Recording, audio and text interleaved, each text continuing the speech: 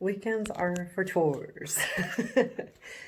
So I'm gonna actually record two today, but I'll only post one today and one tomorrow.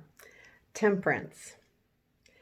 So this is 14, and now as you know, the fool is going through his journey.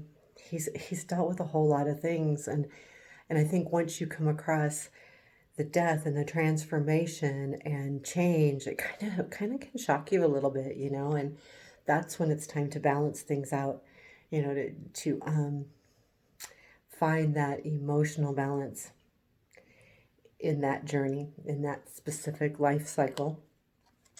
And a lot of times that's what this card can mean, is kind of emotional balance. The cup, the water flowing back and forth as she's pouring it back and forth, and she's kind of floating over the water. So is that kind of it is a balancing act, but at the same time, is it kind of dangerous maybe? Um, some people say that this card could also mean a type of addiction. Um, I struggle with reading this card because I'm not sure where that emotional balance is. So it's really important to look at the other cards around you. I do struggle with this one. It's um, as I was reading in the book that this card came with, it talks about temperance and tempering and um, that kind of thing. And I get it that it's kind of a process, of sorts. And I think once you reach change and transformation in your life, it is about processing it, and it is about sharpening the blade, so to speak, when you temper a blade, but temper a sword. So a lot of things going on, and I do look at the fact that she's balancing above that, and I don't believe that as magic. I believe that as um, kind of a spiritual balancing act that she's pulling, and as long as the water's flowing, she can stay above it. If the water stops, does she fall?